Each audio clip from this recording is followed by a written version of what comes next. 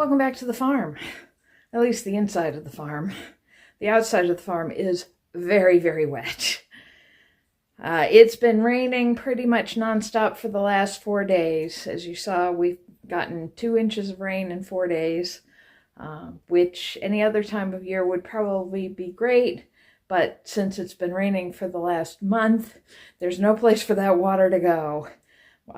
The guys were carrying the fence posts back to the shed through the garden pasture, and it's an inch of standing water. I can't even touch the new garden yet, which is disappointing, but in between the raindrops, we're getting stuff done. I apologize, but we did get the garden all planted. I can't remember if I told you about that or not already. But Morgan and I just snuck out at 6 in the morning and planted everything. So all that's left to go in the main garden are the peppers and tomatoes, and it's still just a little too early for those. Last frost here is May 15th. Of course, we had a frost the week after that, and most people around here don't put their tomatoes in until the beginning of June. So that's another week, 10 days.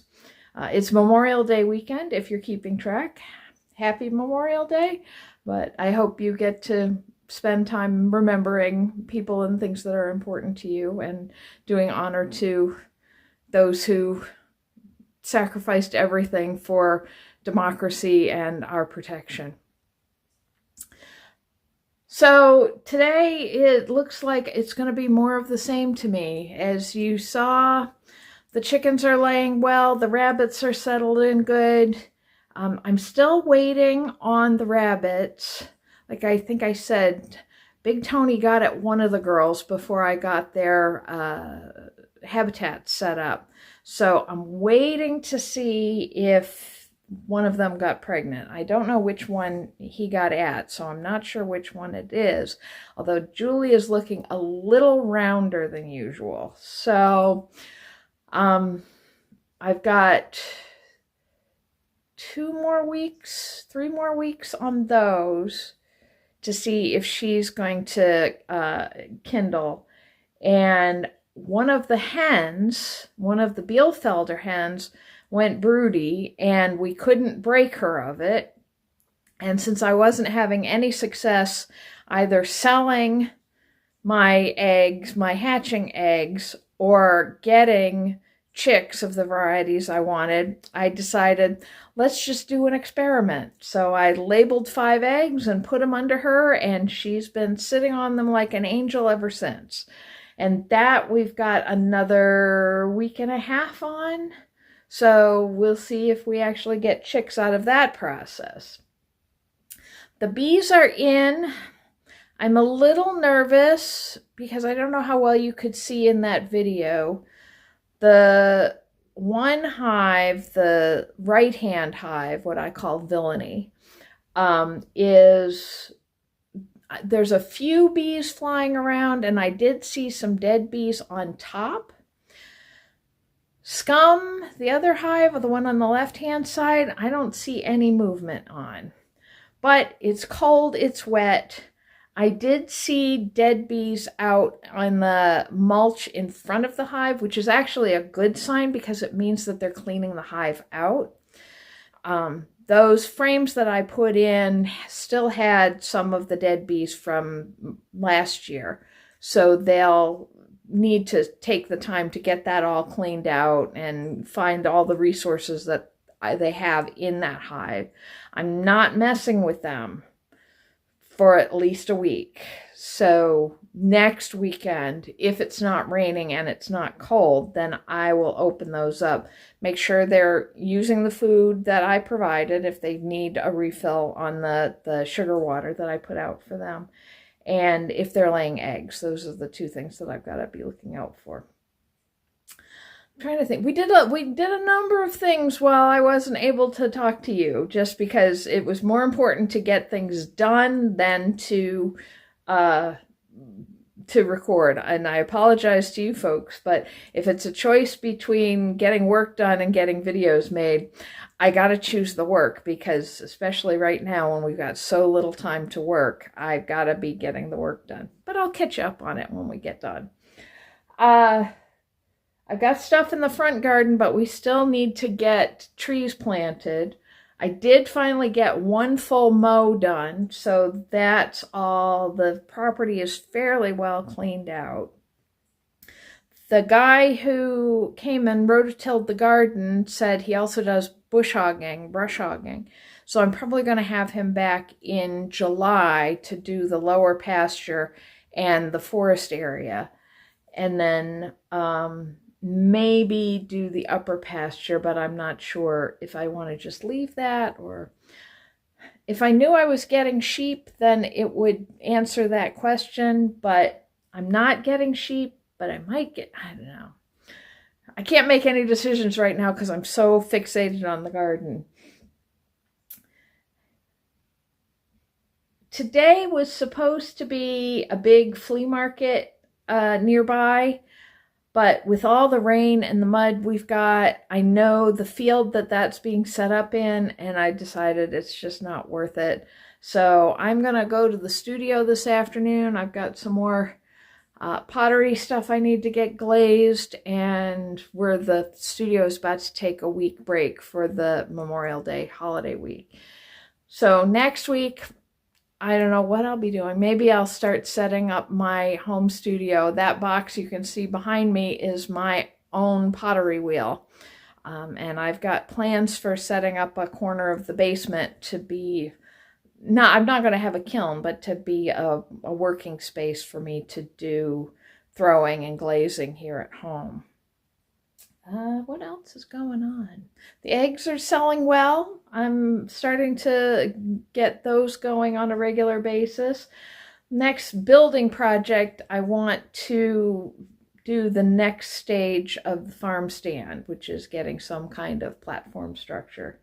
My friends are all deep in the bowels of embroidery, and Nikki has picked up cross stitch, and it reawoken Deb's cross stitch itch. And of course, whenever two of us start on a hobby, or especially a craft, anybody left tends to get sucked into it. So I'm very grateful that I haven't found any embroidery stores in the area. Not that I haven't looked. Oh, there's a shop around the corner from the studio. Maybe I'll take a peek in there.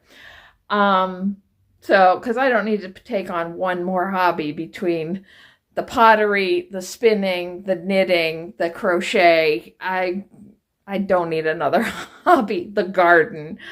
But I wanted to get you caught up on where we're at. I do have one more project.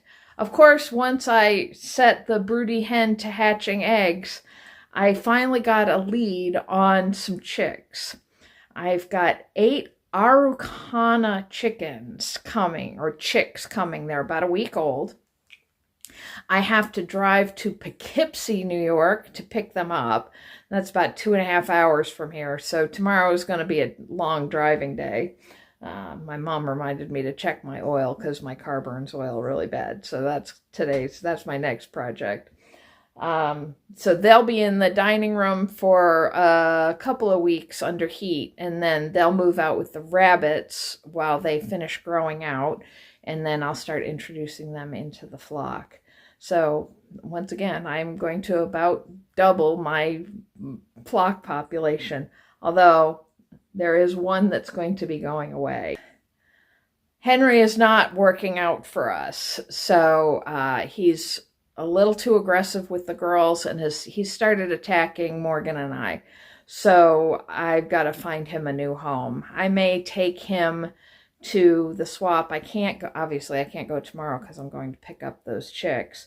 And next week I have to be at church. I think the week after I have to be at church as well. So I need to find a way to rehome him. So if anybody's in the area and needs a speckled Sussex rooster, let me know. I don't feel like I can put him in the freezer. He's got a name. I kind of know him. I feel kind of weird about eating him. This is why you don't name your eating birds. But So that's a project for another day. But so for right now, I'm going to take an hour and read my book and drink my tea and pray that it stops raining sometime soon. Oh, do you like my new door? I'm very excited about the new door.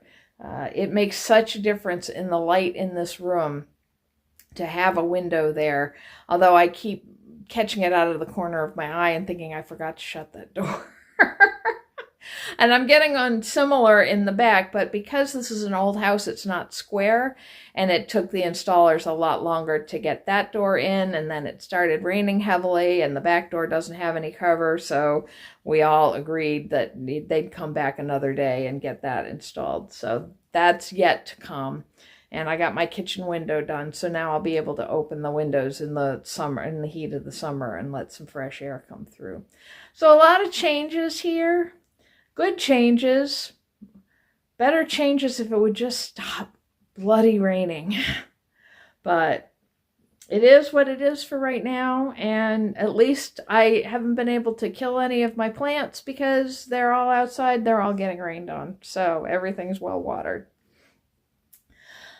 I guess come back tomorrow and see the new chicks, and we'll see if they actually are Araucana, and I'll talk to you tomorrow about what makes an Araucana an Araucana.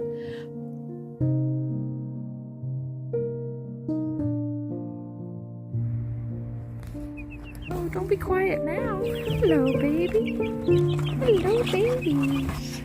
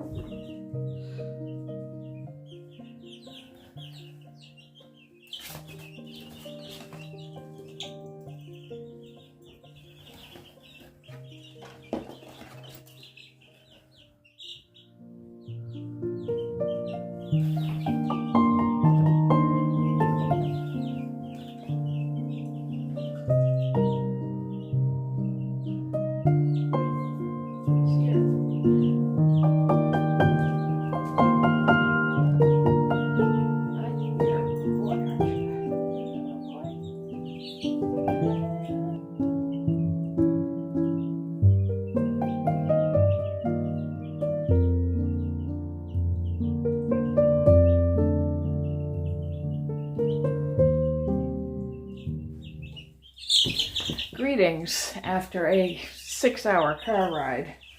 I am brain dead, but I have baby chickens again, which makes me very happy.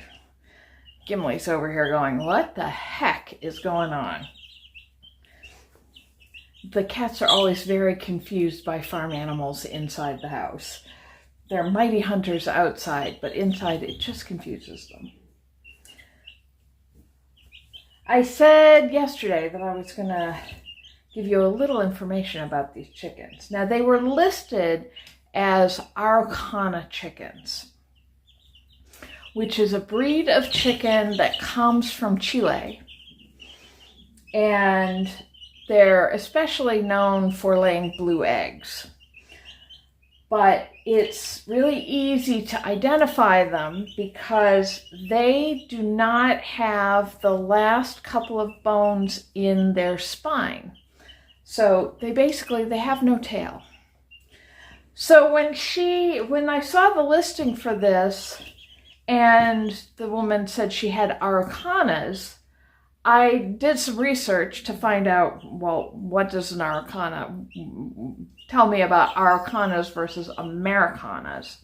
And Americanas are bred from Araucanas with another variety, and I'm not sure what it is. I'll look it up and put it down in the screen down here. To also continue to lay the blue eggs, but they don't have that distinctive, I think I called it a sloped butt, basically not having a tail. And it's very common here in the US to just use those two names interchangeably, although they are very definitely not interchangeable. The Araucanas also have a couple of breed specificities. They have tufts of feathers coming off here on their jowls, and those are what identify it as a purebred. But they also are very hard to breed true. The death rate is very high for those because of a genetic problem that leads to, that leads to them either not developing properly in the egg or dying very soon after hatching. So when I got these little girls, the first thing I did was open up the box. Come here. And take a look at their butts. And as you can see, she has a very nice little tail, don't you? Yes, you do. You have a very nice little tail. Yes, you do. Yes, you do. Say hi to the people. Hello, people.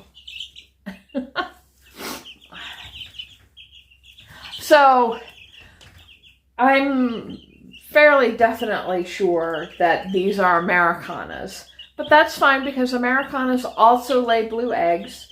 So that will be fine for my, I don't have a breeding program. I'm just trying to develop a pretty looking box of eggs, which is why I wanted the Americanas, and I also want Copper Marans. Now the Copper Marans lay an egg that is almost chocolate colored. It's that dark brown. But what I found out today, talking to the woman I bought these from, is that if you breed an Americana with a Copper Marans, you get an olive green egg, or what's called an olive egger in the biz. I don't really like them because olive green is not my favorite color, but it's my mother's favorite color. But I'm not breeding for egg color. I'm not breeding for a breeding program and to develop an egg color. I just want to have those colors in my basket. There is someone in the local Facebook group who has specifically bred for these incredibly dark, both brown eggs and dark olive eggs. And it's really interesting to see their program and how they've worked over the last 15, 20 years, I think, to get these so dark. I mean, I'm trying to think of, it's not camo olive green, it's literally olive green, those really dark olives that you can get if you go to a good Italian grocery. But that's not what I'm doing. So you saw me looking at their wings, and you can usually tell, not 100% of the time, but in general you can tell the gender of your chicks by the pattern of their wing feathers. So if the wing feathers are a straight line along the bottom, then that's a male. And if it kind of comes along and then steps down and comes along, that's generally a female.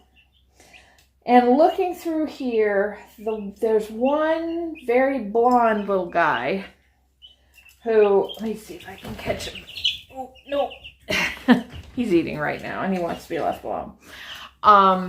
He definitely has that straight line. So he's definitely one rooster, and there's one other that might be. It's really kind of hard to tell if there's that step or not. So, but I'm okay with having a rooster because, like I said, I need to rehome Henry. He's getting a little too aggressive. So if I could replace him with an Americana rooster, if they're decent temperament, I would be just as happy with that, because then we are breeding the blue egg laying gene into my chickens, and who knows what'll happen.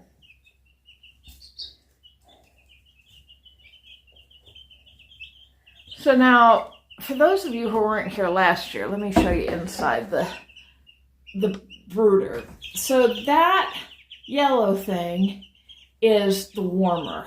So there's a plate underneath there that is radiating heat, just a low level, about 95 degrees, and the chicks can go under it like they would go under a hen to keep warm. And until they feather out all the way, they need some extra warmth. We'll be able to reduce that over time, especially as it gets warmer in general. Right now it's 54 degrees here. It was 68 over in Poughkeepsie when I was picking these chicks up. And it's like, what the heck? This is so unfair. So then this, where they're all at right now, is their feeder. And I have chick feed left from last year. So I got them started on using that up, and I'll go pick up some more so they have fresh. And then this is their waterer. So these I'll change out every day, and their shavings I'll change out. For now it'll be weekly, but as they get bigger and start pooping a lot more, it'll be more often. And they'll live here until they start feathering out. I had 20 chicks in here last year, and they were in here for about 6 weeks before I put them in the outside chicken tractor, maybe a little longer. I'm not going to use that chicken tractor yet for them. I mean, obviously not yet, but at the 6 weeks point when they're too big to leave them in this box, I'm not going to put them straight into that chicken tractor that we got. I'm going to put them in the coop in the shed, just because it's better sheltered as they are getting adjusted to coop life and being outdoors. And I'll give them outdoor running time, just to get on grass and get started with that. Then once they get to be 8 to 10 weeks and are fully feathered out, and are big enough to not be able to go through the electric fence, then we will put them out in that tractor. I'll program the door so it doesn't open, and we'll just kind of move it around for them. But then the other chickens can get used to their presence but not be able to get at them. And once they've done that for a couple of weeks, then we'll prop up the bottom corners of it so the chicks can get in and out, but the bigger chickens can't. And so they can get away from them if there's any aggression or any issues. And then a couple of weeks of that, and we should be able to integrate them fully into the coop and into the flock. Theoretically, my plan was to only keep 3 of these and maybe a rooster. Chicken math is really all, because I'm not going to want to get rid of any of these chicks. So now I got to think of a name for them. My tradition is, for any breed that I get, the males get one name and the females get one name. That way I'm not getting too attached in case I do need to eat them. Plus, it's really hard to tell the difference between birds of the same species. So, unless there's something really distinctive, one of the Bielefelders is developing the name Mama. Not that I can tell her apart from any of the other Bielefelders, except by the fact that she's always in the nesting box, because she's broody and she's nesting on my eggs, which she's still doing a wonderful job on. So there's going to be more chicks. So we're just going to enjoy these in the dining room for a little while. confuse the cats with them, because both cats are in here going, what the heck are you doing? So we're just going to enjoy these for a little while and increase the population on the property.